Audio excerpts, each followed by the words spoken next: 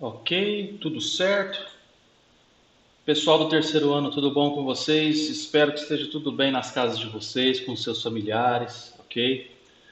A gente está passando por esse período difícil, esse período de confinamento, mas eu garanto a vocês, pelas nossas conversas que a gente já teve, vocês já viram um pouquinho de virologia nas nossas aulas, então vocês entendem como é que isso funciona. Se ficarem numa dúvida, podem me perguntar, a gente conversa a respeito. Ok? Vocês já fizeram uma atividade semana passada que eu passei justamente para a gente aprofundar um pouco mais no tema. Mas se ficarem com dúvidas, a gente conversa. Importante agora vocês seguirem as recomendações, seguirem a ciência, ok? A gente está fazendo isso, esse período de confinamento não é à toa, não é por um capricho, né, de certos setores, é por necessidade, é por uma recomendação científica. Então vamos respeitar isso da melhor forma possível. Enquanto isso, pessoal, vamos seguir aqui com o nosso curso, ok? A gente falou na última aula sobre bactérias, a gente já tinha falado sobre vírus anteriormente, e hoje a nossa aula é sobre fungos. A gente dá início a um próximo livro, deixa eu até olhar aqui o número do livro, livro 19, ok? O primeiro capítulo do livro 19 aí, referente à nossa matéria. Vou deixar essa aula aqui no Moodle, deixo também para vocês depois os exercícios que vocês vão ter que fazer e vou deixar também os slides disponíveis lá na plataforma, tudo bem? Qualquer dúvida, estou à disposição no horário de aula e vou estar à disposição o tempo todo no horário de aula, às quintas-feiras e outros dias da semana, assim que for possível, eu respondo a vocês da melhor forma possível. Ok? Vamos começar então. Eu acredito que essa aula aqui vai ser bem curtinha. O material que vocês têm sobre fungos é bastante simples, se a gente for pensar na diversidade, na complexidade do grupo, mas vamos ver aqui algumas características principais dos fungos, ok? Então, ok, vamos lá. Fungos, o que são? Se a gente for parar para pensar na classificação histórica, na classificação ao longo dos anos, ao longo de todos os taxonomistas, biólogos, naturalistas que surgiram, na maior parte do tempo, fungos foram classificados como plantas por muito tempo, ok? Então, no princípio, eram considerados como plantas degeneradas, com a capacidade de fotossíntese perdida, ou seja, eles perderam a clorofila, segundo a mentalidade da época, e por conta disso não tem essa coloração verde mais. Então seriam plantas degeneradas na visão dos primeiros pensadores, dos primeiros estudiosos. Essa origem taxonômica distinta foi verificada posteriormente. Com o advento de microscópios, com o advento de tecnologia mais avançada, a gente conseguiu perceber que fungos têm uma origem própria, têm uma origem distinta dos demais reinos, por isso eles têm o seu próprio reino, o reino fungi. Vocês viram isso lá no primeiro ano, imagino eu, na classificação biológica, vocês viram reino Monera, reino protista, reino fungi, reino plante, reino animal, ok? Então, agora esse é o último reino que vocês vão ver, o reino dos fungos, e eles têm essa classificação própria por conta disso, porque eles têm características distintas dos demais grupos de organismos vivos. Então, como características gerais do reino fungi, a gente pode elencar. São eucarióticos, ou seja, se distinguem dos procarióticos pela presença de um núcleo definido por membrana. Essa membrana a gente dá o nome de carioteca, já comentamos isso várias vezes em sala de aula. E eles podem ser tanto de vida livre quanto parasitas, ou seja, eles podem viver livres no ambiente, né? Ou podem estar parasitando algum outro organismo, né? Precisam de um hospedeiro, nesse caso aqui, para poder viver. Esses são os fungos parasitas. De forma geral, são heterótrofos, ou seja, eles precisam de conseguir o seu alimento externamente, eles não vão produzir o seu próprio alimento, ok? Então, autótrofos produzem o próprio alimento. Heterótrofos vão buscar no ambiente a sua fonte de alimento. A maioria dos fungos são pluricelulares e macroscópicos. Pluricelulares, como vocês sabem, muitas células que vão formar o corpo desses organismos. A gente também tem organismos unicelulares, ou seja, fungos que são formados por uma única célula, ok? Mas na maioria dos casos são seres pluricelulares. De forma geral, não vão possuir tecidos na estrutura corporal. Essa estrutura corporal se dá, o nível de organização delas se dá ao nível celular e depois ao nível de órgãos, como a gente vai ver, mas a gente não possui tecidos celulares formando a estrutura, como a gente já viu em plantas, como a gente já viu em animais, ok? Eles vão possuir uma parede celular, só que essa parede celular não é formada por celulose, tal como nas plantas. Isso é uma característica que distingue fungos de plantas, ok? Então, nesse caso aqui, a parede celular vai ser formada por quitina, que é aquela mesma substância que a gente observa no exoesqueleto de artrópodes. Então, isso é uma característica que coloca fungos, por exemplo, muito mais próximos de animais do que de plantas, apesar das características morfológicas, quando a gente observa a princípio, fazer a gente pensar que fungos estão mais próximos de plantas, essa aqui, a presença de quitina na parede celular, é uma evidência de que fungos estão muito mais próximos de animais, do reino animal, do que do reino plante, ok? E no caso aqui também da reserva energética dos pluricelulares, né, dos organismos pluricelulares, a gente observa que a reserva energética deles é a mesma também de animais, que seria o glicogênio, ok? No caso aqui de plantas, a gente teria os derivados que elas produzem, por exemplo, a glicose.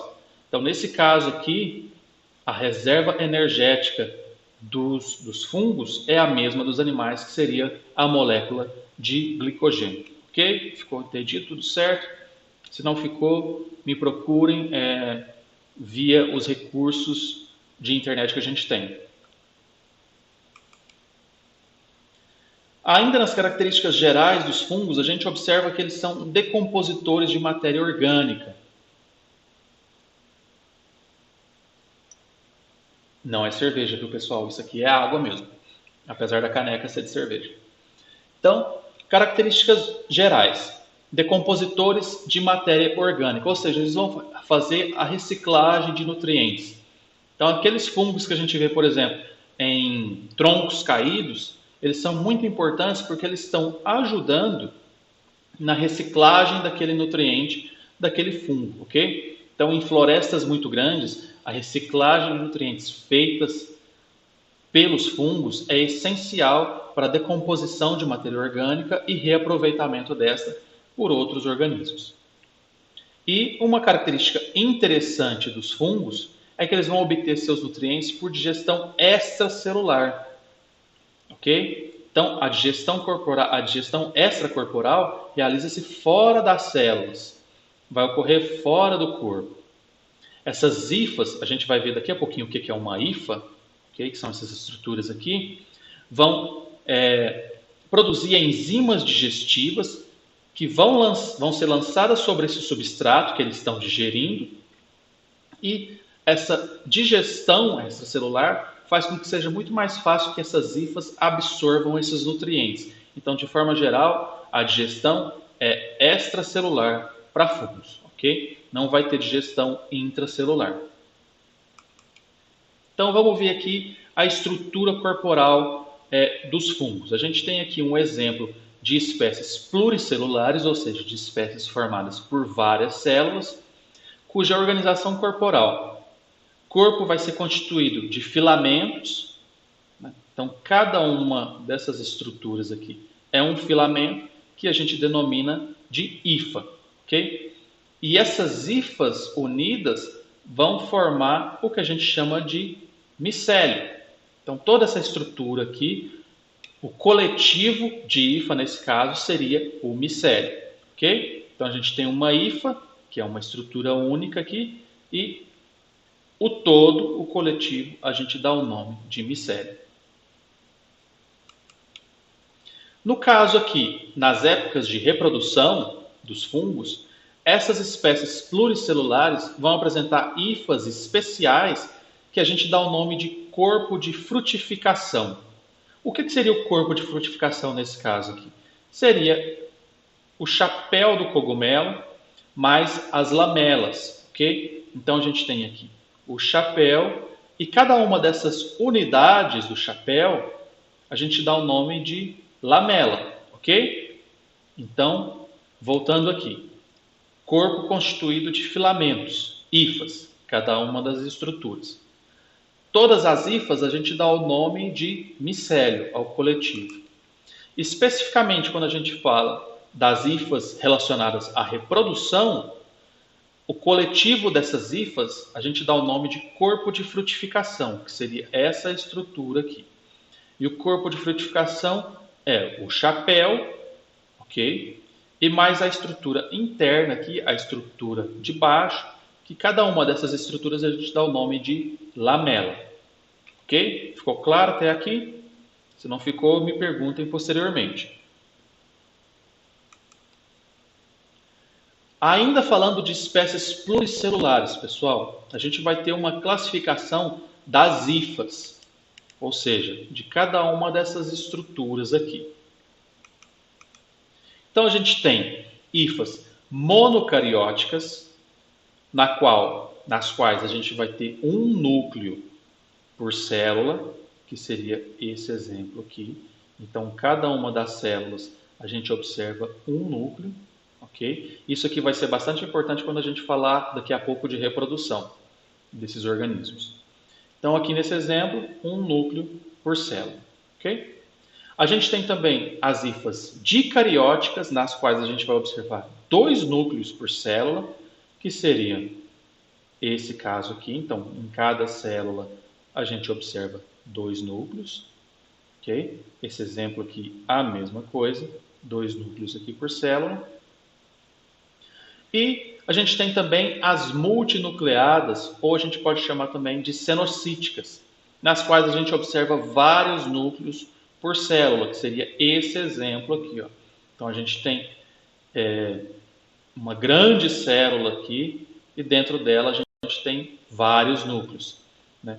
No caso aqui, o que a gente perde nesse caso são os septos separando uma célula da outra.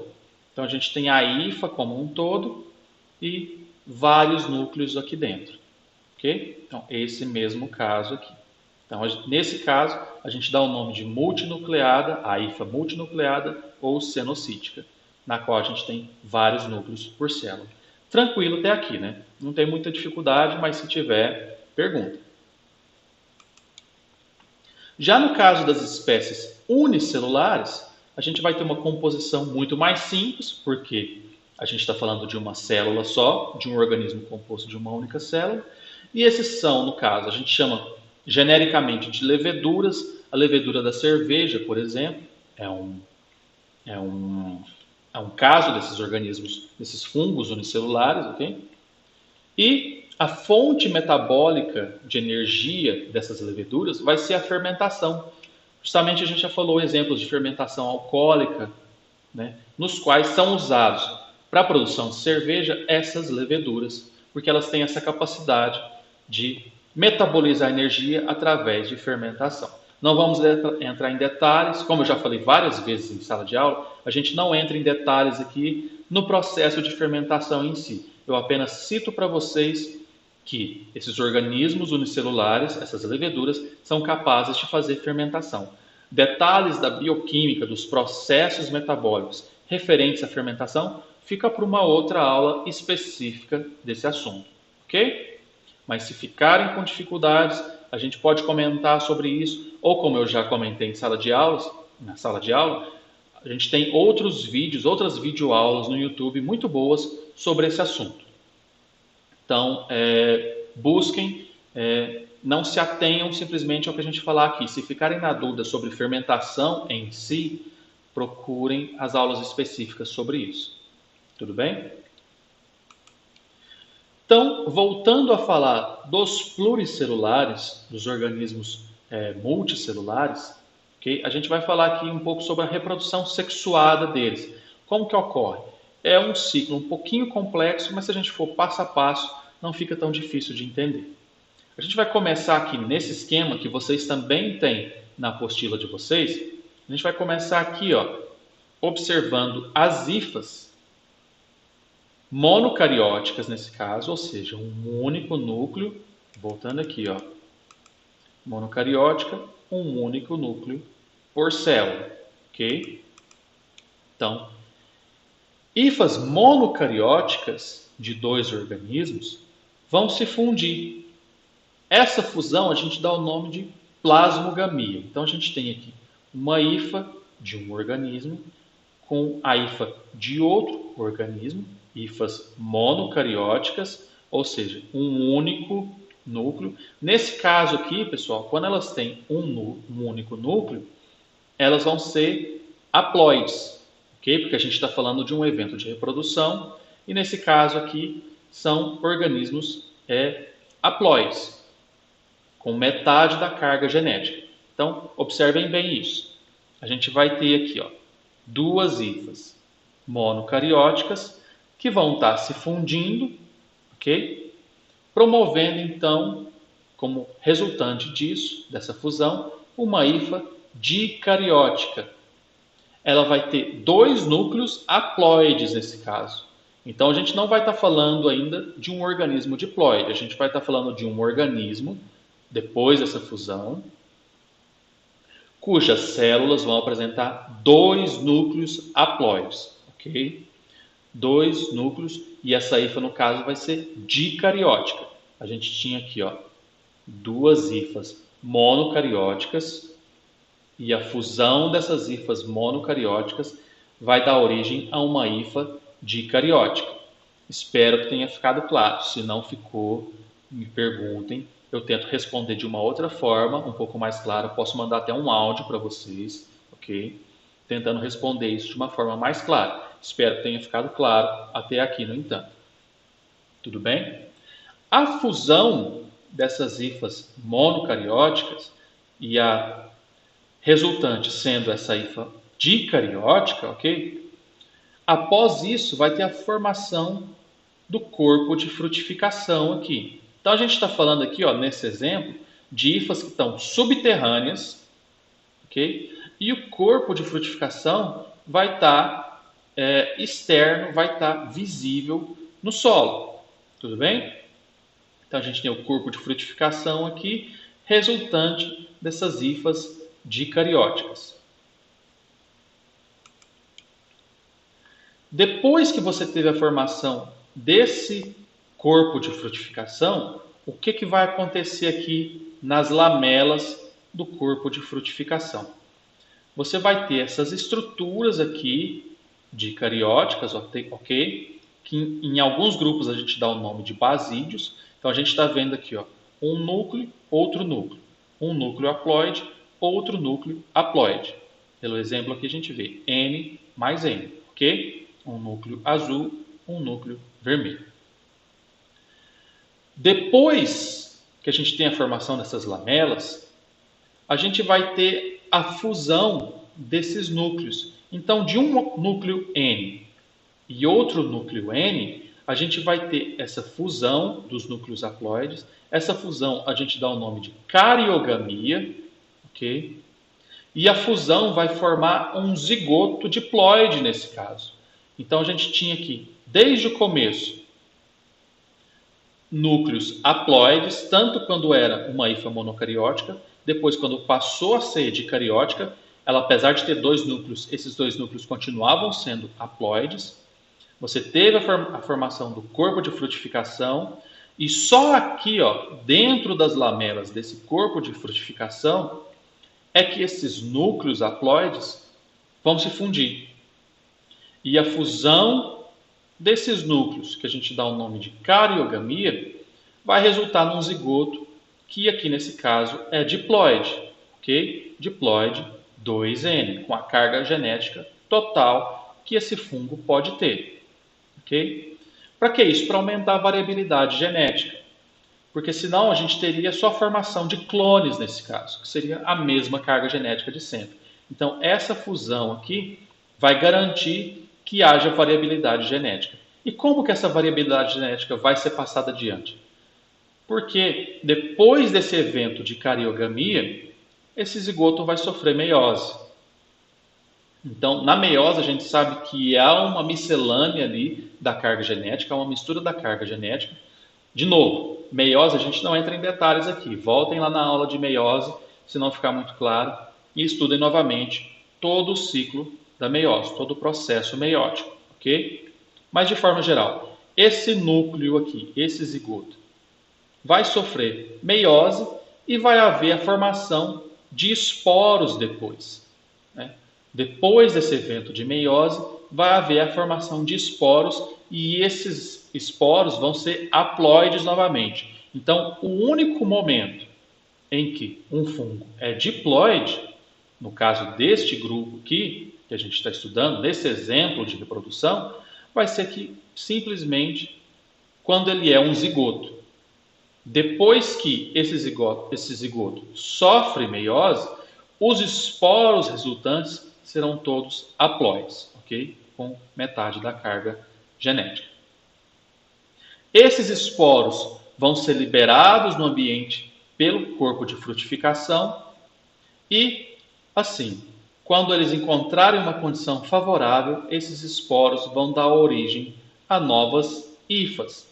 Essas hifas, por serem haploides e terem um único núcleo, vão ser novamente hifas monocarióticas, revalidando aqui, reiniciando o ciclo novamente. Ok? Ficou claro? Se não tiver ficado, me procurem. Vou frisar bastante isso. Mas imagino que tenha ficado claro, sim. Qualquer coisa, voltem a aula um pouquinho, assistam novamente, leiam também a apostila, não deixem de ler a apostila. É um pouquinho complexo porque a gente tem vários nomes que até então vocês não tinham tido contato. Porém, os ciclos, de forma geral, uma vez que vocês entendam os nomes, entendam a que estrutura eles estão se referindo, fica muito mais fácil de entender. No caso aqui de espécies pluricelulares, elas também podem se reproduzir por reprodução assexuada. E como que seria essa reprodução assexuada? Pode ser basicamente pela fragmentação do micélio. Então a gente tem aqui o coletivo das hifas, que a gente dá o nome de micélio. Se por algum motivo essa parte aqui é cortada, de um lado a gente vai ter um organismo, do outro a gente vai ter outro organismo, ok? Então é um evento reprodutivo de fragmentação do micélio e vai dar origem a dois organismos. Lembrando que esses organismos, no caso, serão clones, porque a carga genética é exatamente a mesma. No caso de espécies unicelulares, pessoal, a gente pode ter a reprodução assexuada também, e nesse caso aqui, ó, seria por brotamento. Da célula parental, da célula inicial, vai brotar uma nova célula, ok? Que vai dar origem a um outro organismo, também um clone, também com exatamente a mesma carga genética da célula anterior.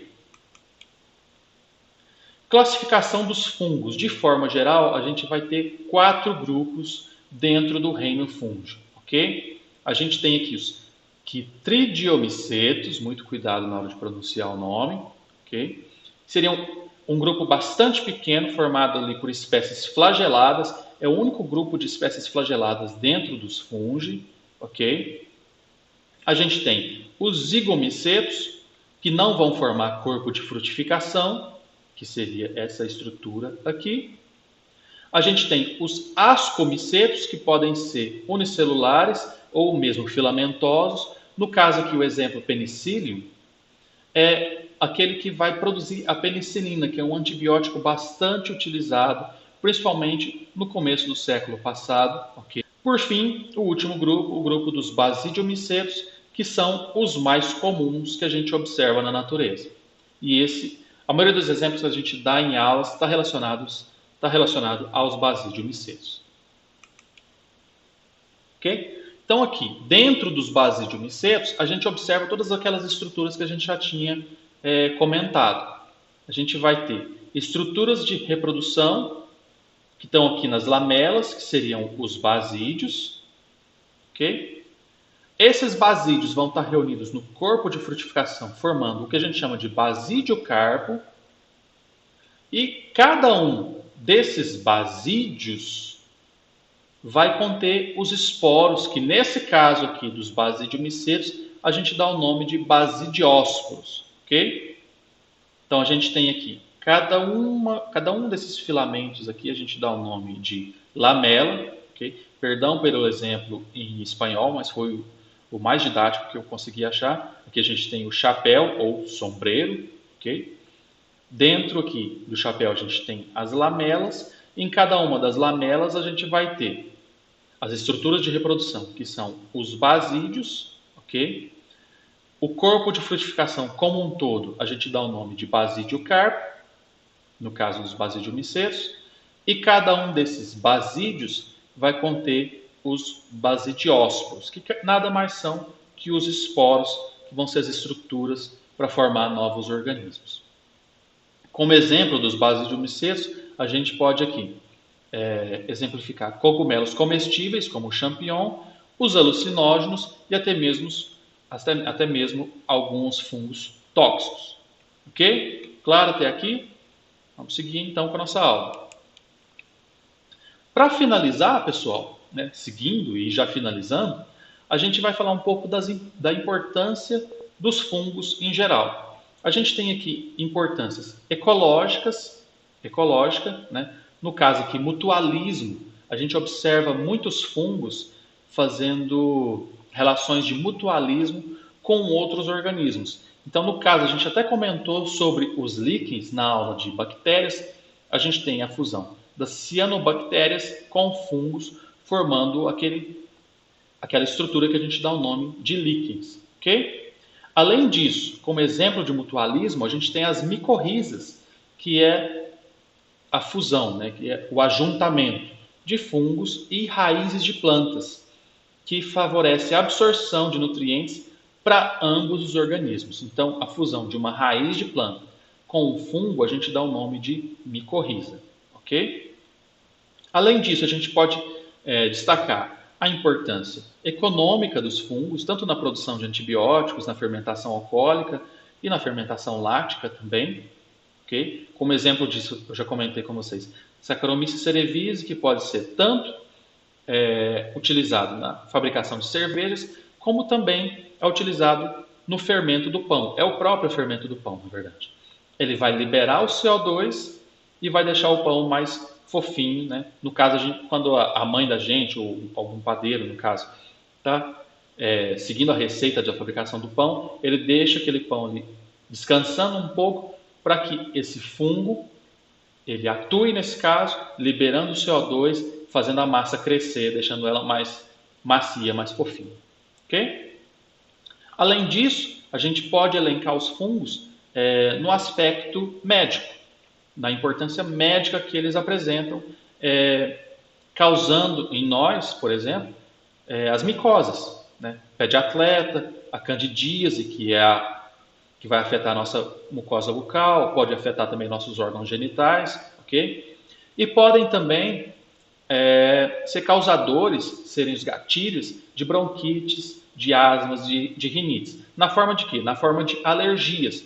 Como eu falei para vocês, eles dispersam os esporos no ambiente para reprodução e se você inala esses esporos, eles podem causar alergias, que vão ser bronquites, asmas ou até mesmo rinites também.